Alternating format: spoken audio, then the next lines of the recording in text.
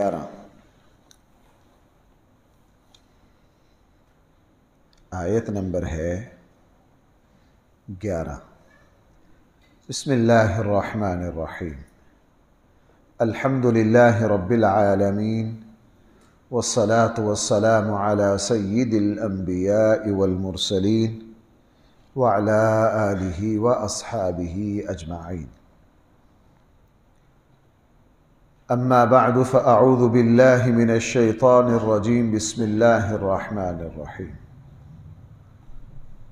وَيَدْعُ الْإِنسَانُ بِالشَّرِّ دُعَاءَهُ بِالْخَيْرِ وَكَانَ الْإِنسَانُ عَجُولًا وَجَعَلْنَا اللَّيْلَ وَالنَّهَارَ آيَتَيْنِ فَمَحَوْنَا آيَةَ اللَّيْلِ وَجَعَلْنَا آيَةَ النَّهَارِ مُبْصِرَةً لِتَبْتَغُوا فَضْلًا مِّن رَّبِّكُمْ وَلِتَعْلَمُوا عَدَدَ السِّنِينَ وَالْحِسَابَ وَكُلَّ شَيْءٍ فَصَّلْنَاهُ تَفْصِيلًا۔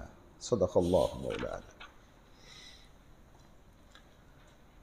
اللہ تعالیٰ ارشاد فرما رہے ہیں وَيَدْعُ الْإِنسَانُ بِالشَّرِّ دُعَاءَهُ بِالْخَيْرِ۔ انسان مانگتا ہے شر کو بھی اسی طرح جس طرح یہ خیر کا مطالبہ اور دعا کرتا ہے۔ یعنی انسان کی فطرت یہ ہے کہ جس طرح یہ اللہ تعالیٰ سے بھلائی مانگتا ہے نا، دعاءہ بالخیر، اسی طرح یہ شر بھی مانگتا ہے۔ نادان ہے۔ یہاں قرآن نے کہا وَكَانَ الْإِنسَانُ عَجُولًا، یہ انسان جلد باز ہے۔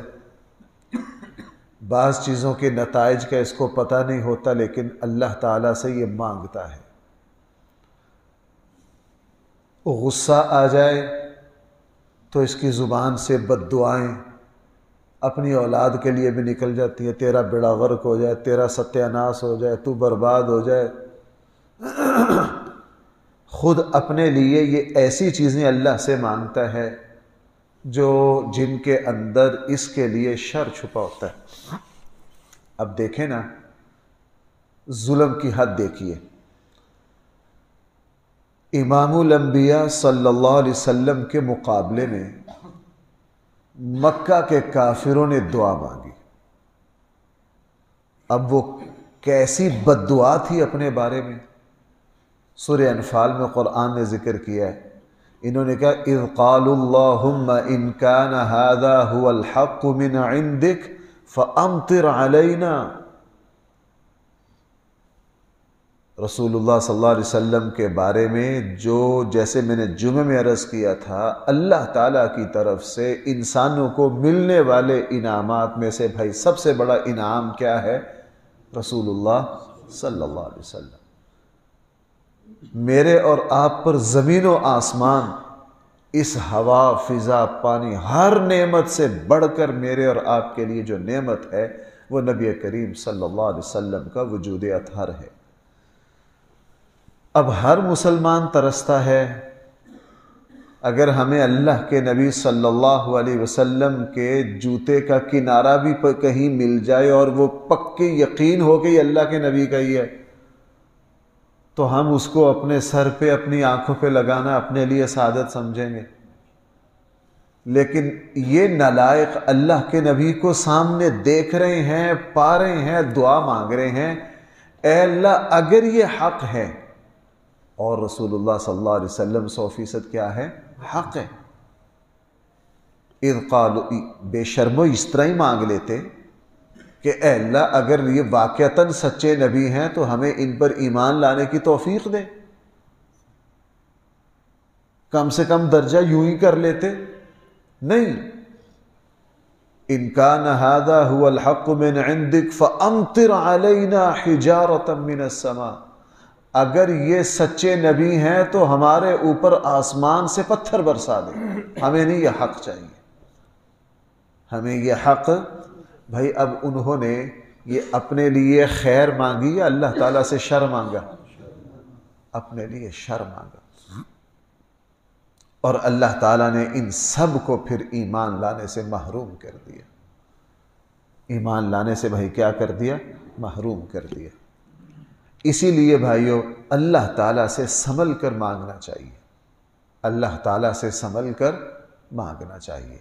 زبان پھسل جائے، اور عموماً ہماری دعاؤں میں بھائی شر ہوتا ہے، ہمیں سمجھ نہیں۔ جیسے بچہ ہے نا، بچے کو مانگتے ہوئے پتہ نہیں میں کیا مانگ رہا ہوں، اصرار ہے مجھے اس طرح کا موٹر سائیکل چاہیے، مجھے فلاں موبائل چاہیے، ماں باپ نے محبت میں دے دیا، پتہ چلا میٹرک میں فیل ہو گیا، کیوں جی؟ ساری رات گیمیں کھیلتا رہا۔ اب یہ موبائل اس کے لیے خیر ہوا یا شر؟ نوجوانوں کے لیے موبائل سے بڑھ کر کوئی شر نہیں ہے، ان کی ساری تعلیمی صلاحیتوں کا ستیہ ناش کر دی۔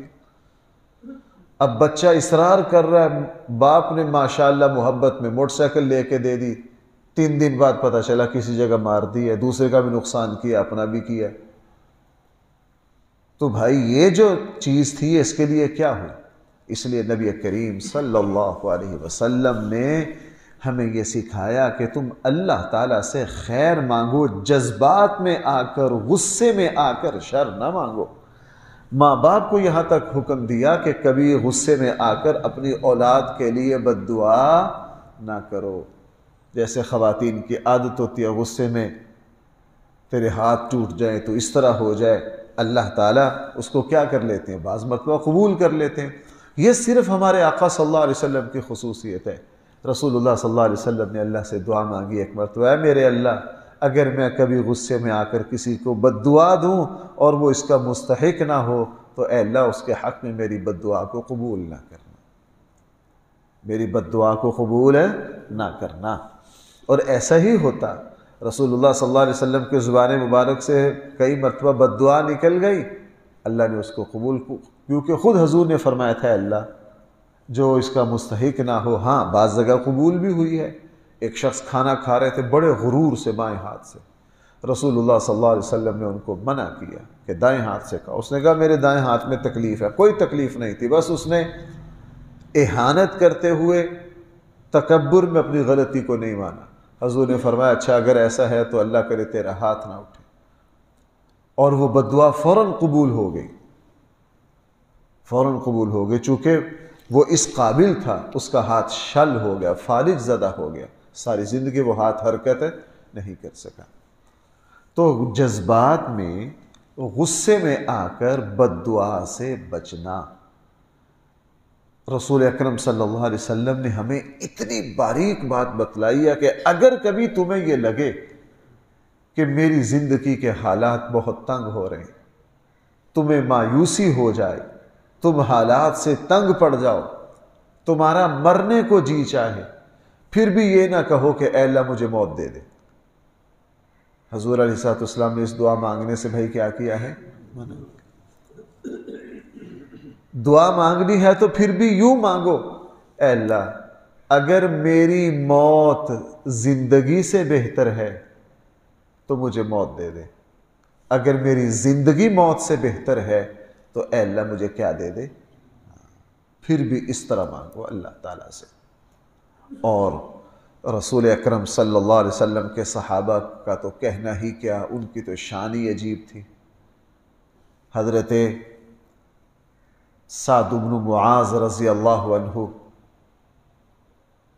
مدینہ میں سب سے افضل صحابی بھائی جو ہیں وہ کون ہیں؟ سعد بن معاذ اور سعد بن عبادہ۔ جس طرح مہاجرین میں سیدنا ابو بکر اور حضرت عمر ہیں، تو انصاریوں میں سب سے افضل سعد بن معاذ اور سعد بن عبادہ ہیں۔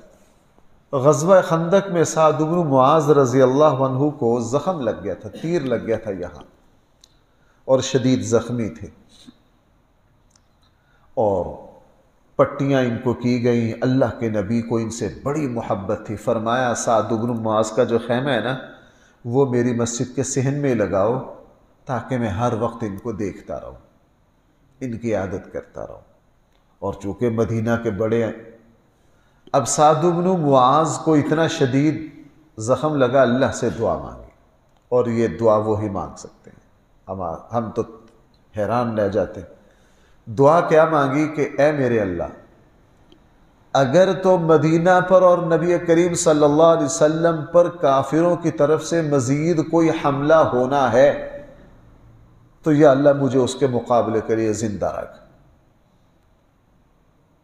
بھائی سنتے ہیں، آج کل تو عاشقان رسول چپے چپے پہ بھرے ہوئے ہیں، عاشقان رسول چپے چپے پر ہیں۔ ساری رات کے جلسے میں کسی سے پوچھ لو عشاء کی نماز آپ میں سے کس نے پڑھی ہے، اندازہ لگا لیجئے کہ ان لوگوں کو رسول اللہ صلی اللہ علیہ وسلم سے کتنی محبت تھی۔ دعا مانگی، اے اللہ اگر مدینہ پر، اسلام پر، رسول اللہ صلی اللہ علیہ وسلم پر خندق کی طرح دوبارہ حملہ کافروں نے کرنا ہے تو اس کے مقابلے کے لیے مجھے کیا رکھ، زندہ رکھ۔ اور اگر اب کافروں کی طرف سے مدینہ پر حضور علیہ السلام پر مزید کوئی حملہ نہیں ہونا تو یا اللہ پھر مجھے شہادت دے دے، پھر اس زندگی کا کوئی مقصد نہیں، ہم اس لیے جی رہے ہیں تاکہ اللہ کے رسول اور اسلام کا دفاع کریں۔ اور آپ حضرات کو پتہ ہے کہ خندق کے بعد پھر کافروں کو کبھی بھی مدینہ پر حملہ کی ضرورت نہیں ہوئی۔ ایسا ہی ہوا، یہ دعا مانگی، دعا قبول ہو گئی سعد بن معاذ کی۔ فجر میں رسول اللہ صلی اللہ علیہ وسلم تہجد کے لیے مسجد میں تشریف لائے، دیکھا سعد بن معاذ کے خیمہ سے خون کی ایک اور نالی چلی جا رہی۔ اللہ کے نبی تیزی سے خیمے میں داخل ہوئے، دیکھا سعد بن معاذ کا جو زخم ہے وہ کھل گیا ہے اور سارا خون بہنے کی وجہ سے سعد بن معاذ کی شہادت ہو گئی۔ اور اللہ کے نبی کو ان کی شہادت پر بڑا، یہ وہی صحابی ہیں کہ پھر جب جنازے کے لیے رسول اللہ صلی اللہ علیہ وسلم تشریف لائے، چونکہ مدینے کے دائیں بائیں کے لوگ بھی بہت آئے تھے، چونکہ سعد بن معاذ مدینہ کی مشہور شخصیت تھے، تو رسول اللہ صلی اللہ علیہ وسلم پنجوں کے بل چل رہے تھے۔ پوچھا اللہ کے حبیب آپ پنجوں کے بل چل رہے ہیں کیوں؟ تو فرمایا کہ سعد بن معاذ کے جنازہ میں شرکت کے لیے آسمان سے اتنے فرشتے اترے ہیں کہ پورے مدینہ کی وادی میں میرے لیے پاؤں رکھنے کی جگہ نہیں ہے، میرے لیے پاؤں رکھنے کی جگہ نہیں ہے۔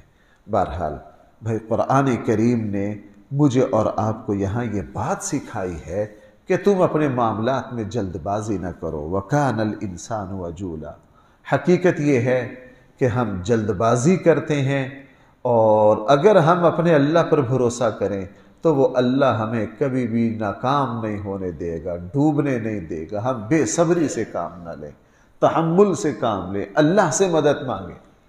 بھائی کیا کریں؟ اللہ تعالیٰ سے مدد مانگیں۔ ہر انسان کی زندگی میں ایسا وقت آتا ہے جب وہ سمجھتا ہے کہ میں بند گلی میں آ گیا ہوں، میری زندگی کا ختم۔ بھائی رسول اللہ صلی اللہ علیہ وسلم جب طائف تشریف لے گئے، بظاہر زمین کے سارے دروازے بند ہو گئے تھے کہ نہیں، لیکن اللہ تعالیٰ نے دیکھو پھر مدینہ میں کیسی صورتحال پیدا کرتی۔ اس لیے قرآن نے فرمایا وَيَدْعُ الْإِنسَانُ بِالشَّرِّ، انسان مانگتا ہے شر کو، دعاءہ بالخیر، خیر کی دعا مانگنے کی طرح۔ وَكَانَ الْإِنسَانُ عَجُولًا، اور انسان بھائی کیا ہے؟ جلد باز ہے۔ رسول اللہ صلی اللہ علیہ وسلم نے فرمایا العجلۃ من الشیطان، جلد بازی کس کا عمل ہے؟ شیطان۔ اپنے آپ کو جلد بازی سے بچانا، اپنے یہ جو اسلام نے مشورہ رکھا ہے نا کہ مشورے مشاورت کر لو، یار دوستوں سے پوچھ لو، رائے لے لو، یہ مشورہ جو ہے نا یہ توڑ ہے جلد بازی کا۔ بھائی مشورہ جو ہے یہ کیا ہے؟ یہ توڑ ہے جلد بازی کا۔ شیطان انسان سے ہر کام جلدی جلدی کروائے، ہم تو نمازیں بھی جلدی جلدی پڑھیں گے، ہر کام جلدی جلدی کریں گے، وضو بھی جلدی جلدی، اور دنیا کے ہر معاملے میں ہم چاہتے ہیں بس یوں سے یوں ہو جائے۔ نہ، اللہ تعالیٰ نے اس دنیا کا نظام جو ہے اس کی ایک ترتیب رکھی ہے، اس کی ایک ترتیب رکھی ہے، ہر کام نے اپنے موقع پر ہونا ہے اور اس کو موقع دیجیے۔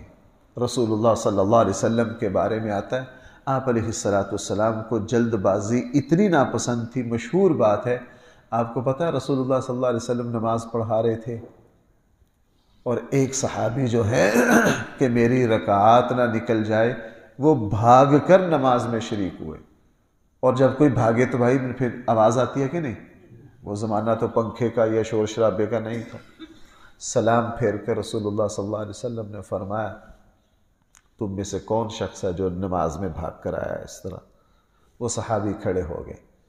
آئے ہائے، اللہ کے نبی سے بڑا استاد اللہ نے پیدا ہی نہیں کیا.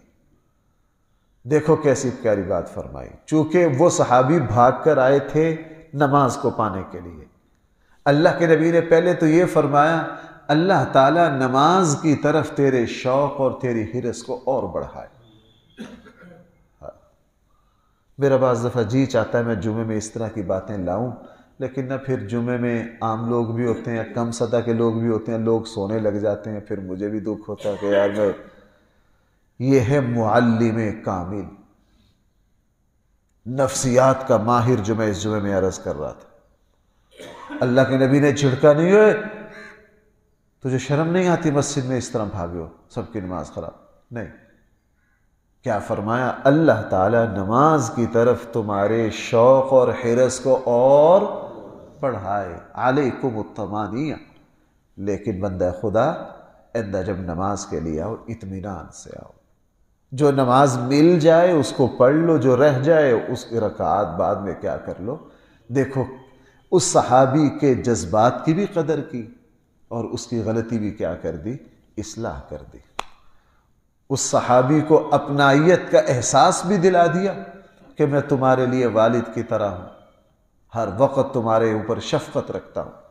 اور اس صحابی کو کہا اللہ تعالیٰ نماز کی طرف تمہارے شوق کو اور بڑھائے، بس آئندہ سے اطمینان سے آیا کرو، جلدی سے نہ آیا کرو. ہم اپنے معاملات میں زندگی نے یہ بات سمجھائی ہے وَعَلَى اللَّهِ فَلْيَتَوَكَّلِ الْمُؤْمِنُونَ. ایمان والوں کو اپنے اللہ پر بھروسہ کرنا چاہیے، اپنے اللہ سے مدد مانگنی چاہیے، اپنے اللہ سے فریاد کرنی چاہیے. اللہ تعالیٰ معاملات کو کے اچھے نتائج خود بخود پیدا کر دیتے. اس لیے فرمایا وَيَدْعُ الْإِنسان، انسان مانگتا ہے بِالشَّرِّ، شر کو، دعاءہ بالخیر، خیر کو مانگنے کی طرح. ایسا کیوں کرتا ہے؟ وَكَانَ الْإِنسَانُ عَجُولًا، انسان جلد باز ہے. اللہ تعالی ہم سب کو صحیح فہم عطا فرمائے. بھائی ہمارے ماسٹر عبدالرؤف صاحب ہیں نا، ان کے برادر نسبت ہی تھے، تسنیم صاحب پنڈی میں ہوتے تھے، اور میں شروع سے ان کا یہ عمل دیکھتا تھا. جب بھی وہ ڈسکا آتے تھے یہاں صبح کے درس میں بیچارے بڑے شوق سے آتے، بڑی محبت سے آتے تھے، اور اکثر سوالات بھی کافی جن سوالات پیش ہوتے تھے مجھ سے سوالات بھی پوچھتے تھے، اور ان کو درس قرآن کی طرف بڑی رغبت تھی. اور کئی دفعہ مجھے خود بھی کہتے تھے جی یہ جو ہمارے یہاں درس ریکارڈ ہوتے ہیں جی میں اس کو بڑے اہتمام سے سنتا ہوں. کینسر کے مریض تھے، کل ان کا انتقال ہو گیا، ان کے لیے دعا کر دیجئے اللہ تعالیٰ ان کے درجات کو بلند فرمائے. الحمدللہ رب العالمین، والصلاة والسلام على سید الانبیاء والمرسلین وعلى آلہ واصحابہ اجمعین. ربنا آتنا فی الدنیا حسنہ وفی الآخرۃ حسنہ وقنا عذاب النار. مولا کریم ہمارے بھائی تسنیم صاحب کی کامل مغفرت فرما دے، ان کے درجات کو بلند فرما دے، ان کے ورثاء کو صبر جمیل عطا فرما دے. اے اللہ ہمارے ساتھ نیکی میں جتنے دوست شریک رہے ہیں، جمعوں کے بیانات میں، صبح کے درسوں میں، خیر میں، وہ دنیا سے چلے گئے. اے اللہ ان سب کی قبروں کو جنت کا باغ بنا. اے اللہ ان سب کی قبروں کو جنت کا باغ بنا دے. اے اللہ ہمارے بیماروں کو شفا عطا فرما. ربنا تقبل منا انك انت السميع العليم وتب علينا انك انت التواب الرحيم. صلى الله تعالى على خير خلقه سيدنا مولانا محمد وآله وسلم.